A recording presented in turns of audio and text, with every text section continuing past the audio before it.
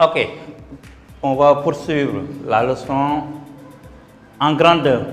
On aura la réaction entre un acide fort et une base faible. Souvenez-vous, en grandeur, on avait fait réaction entre un acide faible et une base forte. Cette fois-ci, c'est l'inverse. Acide fort, base faible. Acide fort représenté par H3O+.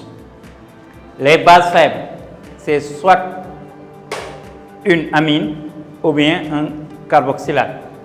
Vous pouvez avoir ici A- plus H3O+, et ceci donne AH plus H2O.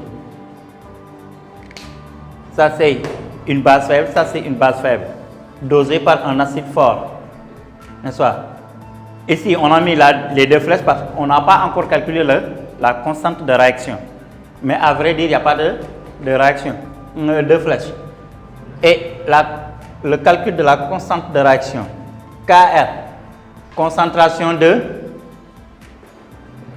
produit, sans tenir compte de l'eau, sur la concentration des réactifs. Et là, vous aurez NH4+, sur NH3 multiplié par H3O+. Et là, ça vous donne l'inverse de Ka. Qu'est-ce qu'on avait dit? Ka, c'est la concentration de la base multipliée par H3O+, sur l'acide. Et c'est ça que vous avez ici. Donc, 1 sur Ka.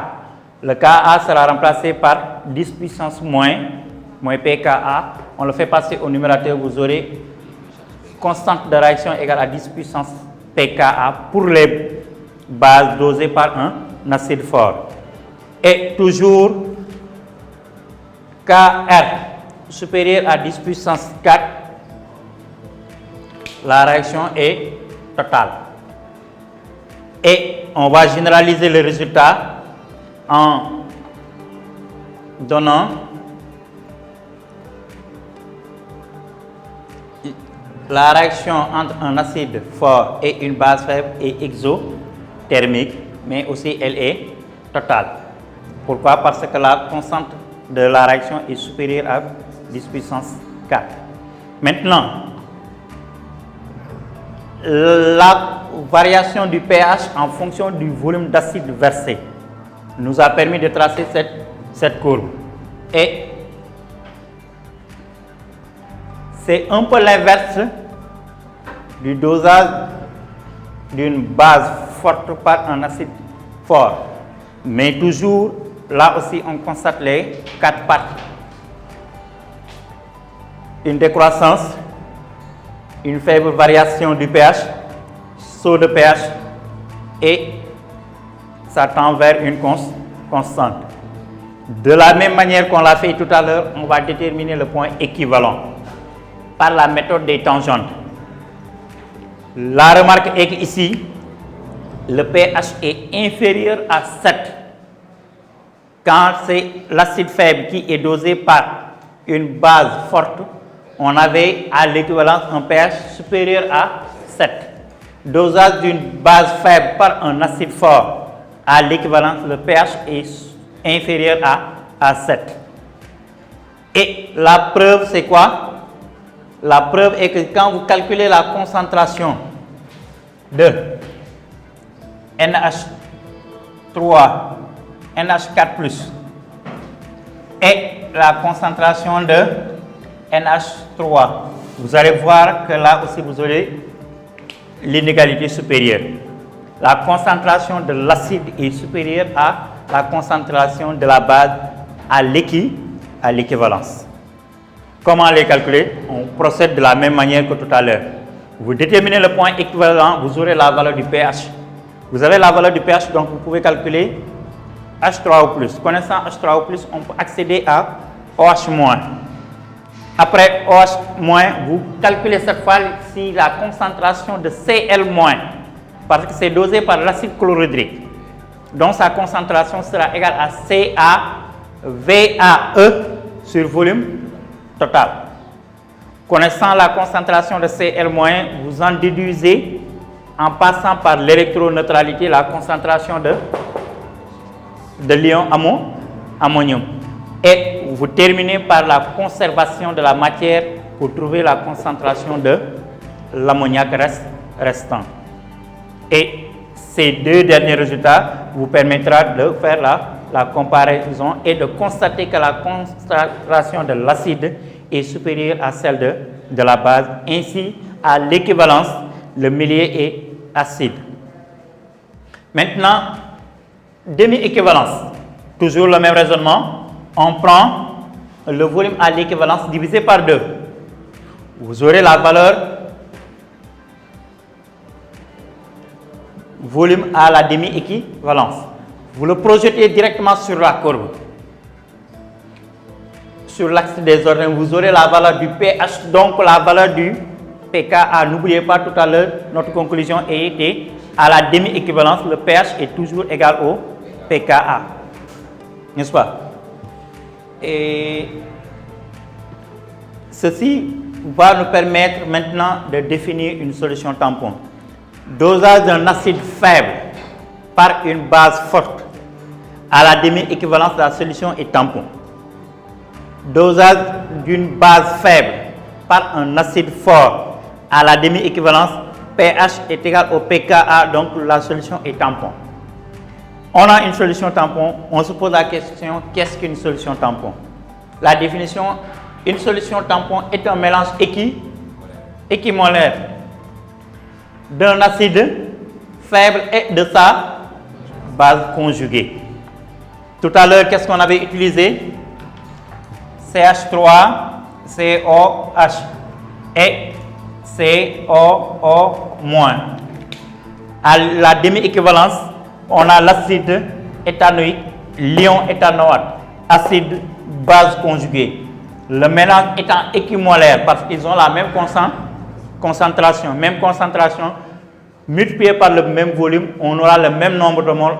Ici, équimolaire est là.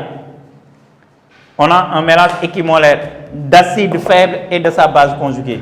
Mélange équimolaire d'acide faible et de sa base conjuguée.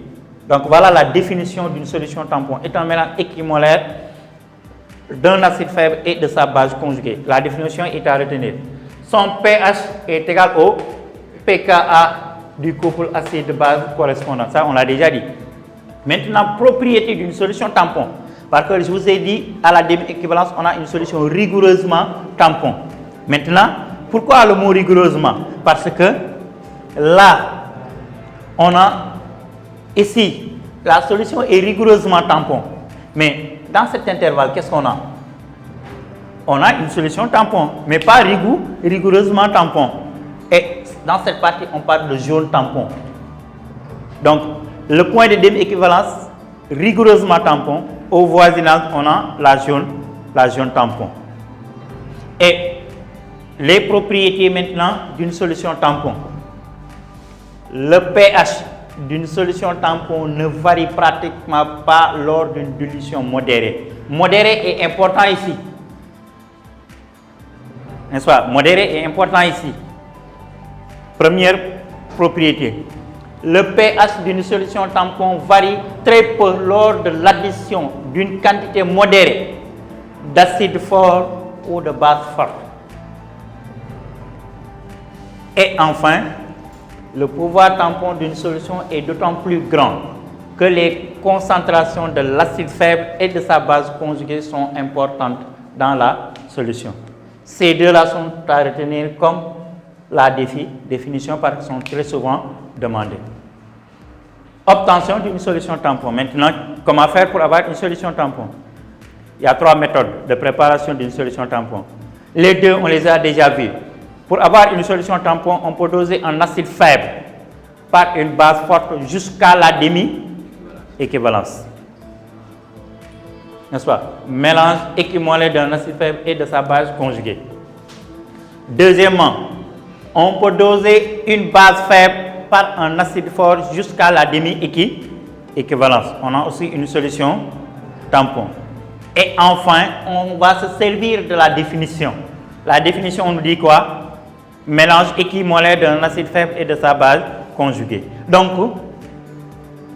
doser, on peut faire un mélange équimolaire d'un acide faible et de sa base conjuguée. Voilà les 3 modes de préparation.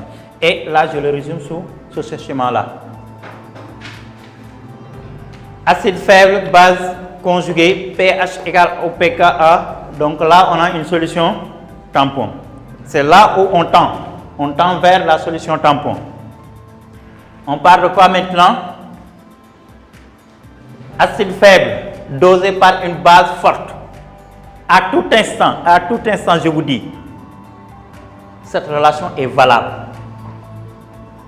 pH égale au pKa plus log de CbVb sur CaVa moins CbVb. Maintenant, à l'équivalence, à la demi-équivalence, autant pour moi. À la demi-équivalence, on va remplacer le CaVa par quoi? 2CbVb.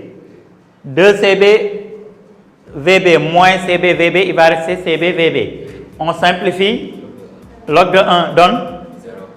On est à la solution tampon. N'est-ce pas? Donc, on part de ça, mais on vient jusqu'à la demi-équivalence. Dosage d'un acide faible par une base forte jusqu'à la demi-équivalence où vous aurez les 2 CaV, où le CaVa sera remplacé par 2 CbVb. Vous aurez pH égal au pKa, vous êtes à la solution tampon. Ou bien, dosage d'une base faible par un acide fort. Par un acide fort. N'est-ce pas? À tout instant, cette relation est valable. pH égale pKa plus log de CbVb moins CaVa sur CaVa. À la demi-équivalence toujours, qu'est-ce qui sera remplacé maintenant? CbVb sera remplacé par 2CaV. La parenthèse tend vers 1. Le log de 1 tend vers, vous aurez pH égal au pKa. Et enfin, mélange équimolaire. Ça, ce n'est pas une réaction, c'est un mélange. Là, c'était une réaction entre un acide faible, base forte. Réaction entre base faible, acide fort. Là, ce n'est pas une réaction, mais c'est un mélange. Acide faible, base conjuguée. pH égale pKa plus log de CbVb sur CaVa. À la demi-équivalence, ou bien mélange équimolaire, ils ont le même nombre de moles. Ça se simplifie, ça tend vers 1. Donc, log de 1 donne 0, vous aurez pH égal au pKa. On est à une solution rigoureusement tampon. N'est-ce pas? Il y a des formules plus simplifiées que ça, mais moi, je préfère vous donner ça. Parce que des fois, on peut ne pas vous donner une solution rigoureusement tampon. Par exemple, là, on peut vous dire quel volume de l'acide et de base faut-il mélanger pour avoir une solution tampon de volume égal à ça. C'est ça qu'on va voir en application. N'est-ce pas? OK. Revenons sur le graphe. Monsieur, si on revient sur le graphique, au niveau du E. Du point E'. E', oui. On a dit qu'on a une solution rigoureusement tampon. Donc, à chaque fois que le pH est égal au pKa, on dit qu'on a une solution rigoureusement tampon. Maintenant, si le pH est sensiblement égal au pKa, oui, la solution n'est pas rigoureusement tampon, mais la solution est dans ce qu'on appelle la zone tampon. À supposer ici, la valeur est égale à 9,6. La valeur du pKa, je dis, 9,6. À 9,5, nous sommes dans la zone tampon, mais pas rigoureusement tampon. De même, à 9,7, nous sommes dans la zone tampon. Okay. Raison pour laquelle là, on peut dire que de là à là, nous sommes dans la zone tampon. Mais à ce point précis, on a une solution rigoureusement tampon. La valeur du pH est égale exactement à la valeur du pKa. D'accord, merci. C'est bon. OK, oui. Super. Si le pH est supérieur à pKa, on aura quoi? Par exemple, quel supérieur? Là, vous avez pKa à 9,6. Donne-moi une valeur supérieure de 9,6.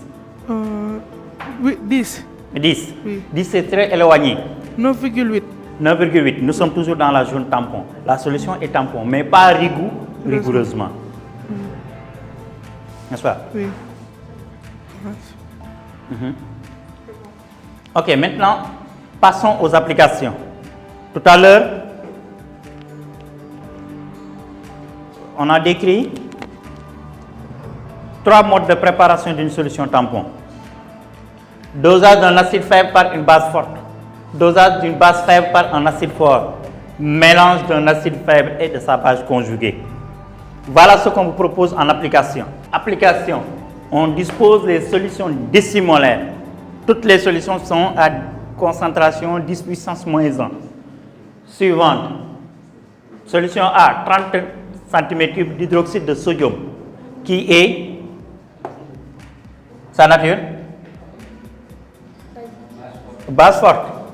B, 80 cm3 d'acide propanoïque, qui est une solution 70 cm3 de propanoate de sodium, qui est une Voilà la liste des solutions qu'on a sur la paillasse, et on nous demande de préparer en utilisant ces solutions 2 à 2.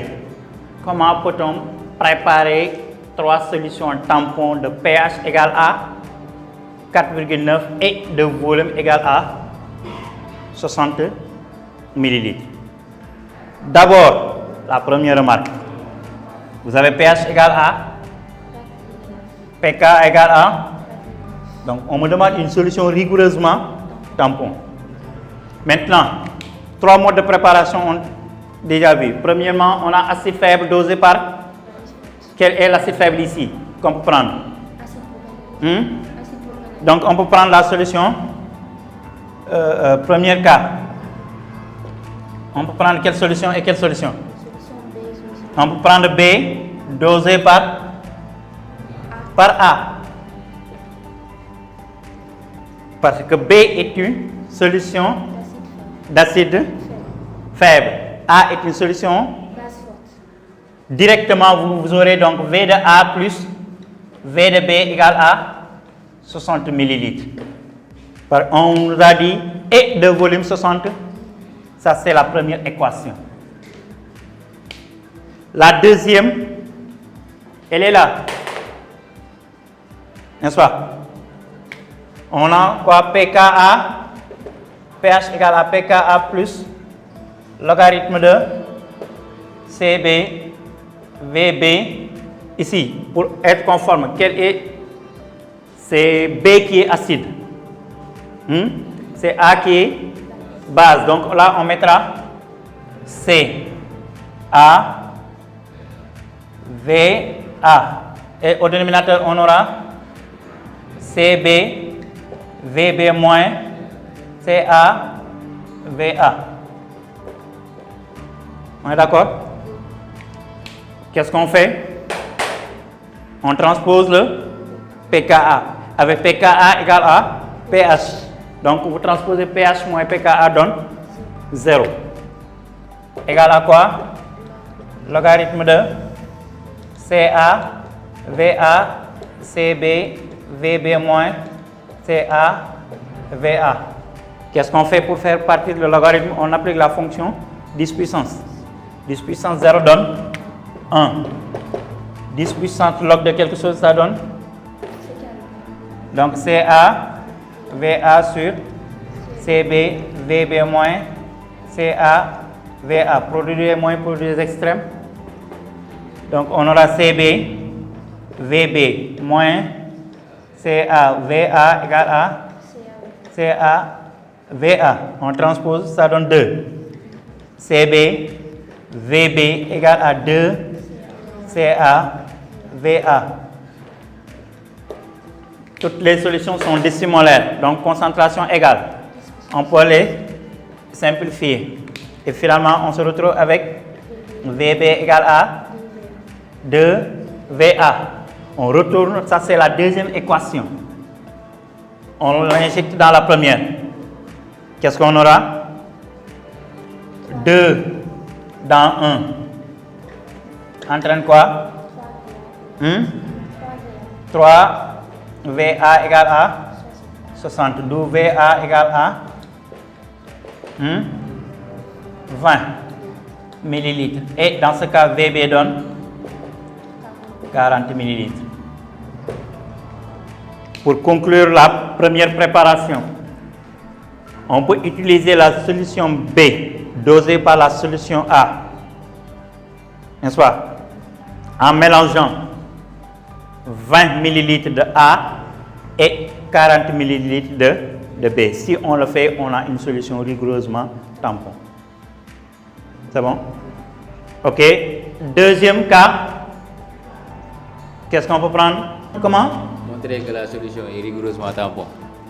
Ok. Ici, on ne montre pas que la solution est tampon parce qu'on m'a demandé de préparer une solution tampon. C'est ce qu'on me demande de préparer. Donc l'objectif, ce n'est pas de montrer, mais de préparer. Voilà les solutions que je dispose. Il est évident, on ne va pas mélanger les solutions n'importe comment. Il faut déterminer les volumes à mélanger. Donc la question revient à déterminer les volumes des solutions à mélanger afin d'obtenir une solution tampon. Et pour ce faire, on sait que B est un acide faible dosé par une base forte. À la demi-équivalence, on a une solution tampon. Ça, on le sait déjà. Maintenant, quel est le volume de A et le volume de B? D'abord, le texte me dit de volume 60, donc directement je vais mettre VA plus VB égale à 60. Je vais utiliser la relation qu'on avait vue tout à l'heure et en remplaçant les grandeurs par leur valeur numérique. Au finish, on aboutit à 20 ml de A, 40 ml de B. Donc, pour préparer une solution tampon avec l'acide faible et la base forte, il faut utiliser 20 ml de A, 40 ml de B. Si vous le faites, vous avez une solution tampon. C'est bon? Ok, maintenant, ça. Deuxième cas qu'on a vu, mode de préparation. Base faible, assez fort. Base faible, quelle est la base faible qui figure ici? La solution C, Oui. solution de propanoate de sodium, est une base Base faible. faible, n'est-ce pas? On va le doser avec l'acide chlorhydrique. Donc, quelles sont les solutions à utiliser ici? C dosé par D. Directement, vous aurez VC plus VD égale à 60. Parce que c'est le volume qu'on veut. C'est le volume de la solution tampon qu'on va obtenir. La relation qu'on va utiliser cette fois-ci, c'est pH égale au pKa plus log de CB VB. Là, qu'est-ce qu'on va mettre? Bon, après, on va se conformer. Ok, qu'est-ce qui représente l'acide ici? Le D. Donc, partout où on a A, on va mettre D. Et là, vous aurez C et C. C'est bon? Les deux sont égales. Donc là, vous aurez 0 égale à logarithme de CC, VC moins CD, VD sur CD, VD. Vous appliquez 10 puissance. 10 puissance. Vous aurez 1 égale à CC, VC moins CD, VD sur... Et directement, vous aurez CC, VC égale à 2, CD, VD. À concentration égale, on peut simplifier et on aura VC égale 2 2VD. V. Là, c'est la deuxième. 2 dans 1. Ça donne quoi? 3. VD égale à 60. Donc, VD égale à 20 ml et VC égale à 40 ml. N'est-ce pas? Là, vous avez toujours pH égale à pKa, donc la solution est tampon. Donc, quand on veut préparer maintenant la solution tampon en utilisant le dosage de la base faible par un acide fort, le volume de l'acide est le double du volume de la base. Et tout à l'heure, on avait l'inverse. N'est-ce pas? Oui. Attention, si la solution n'est pas rigoureusement tampon, on ne peut pas avoir ça. Parce qu'il y a une légère différence entre les deux valeurs. N'est-ce pas? Là, par exemple, si vous avez 9,6, là, vous avez 9,5. Vous n'aurez pas exactement ça. Donc, deuxième mode. Et troisième mode de préparation, mélange équimolaire d'acide faible et de ça. Base conjuguée. Quel est l'acide faible qui a sa base conjuguée ici?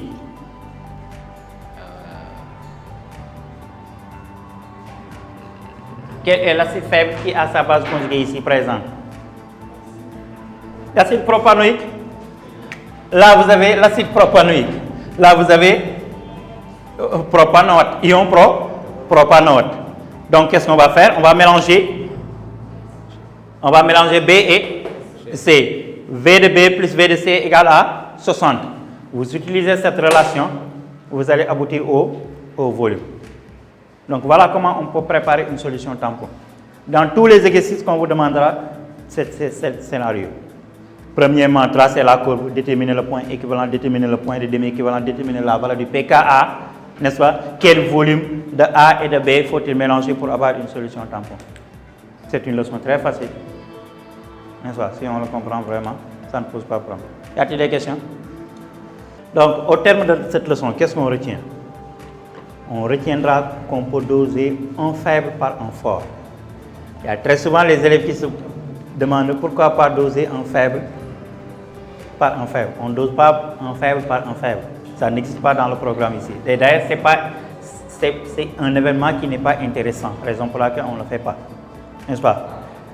Encore, toujours, c'est l'importance des solutions tampons, le milieu biologique. D'ailleurs, quand vous prenez l'aspirine, qui fait l'actualité maintenant, n'est-ce pas?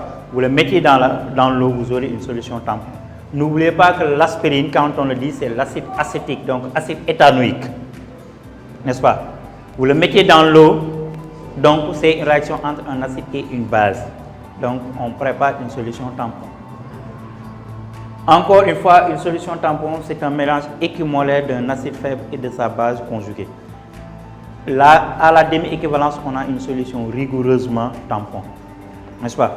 Il existe 3 modes de préparation d'une solution tampon.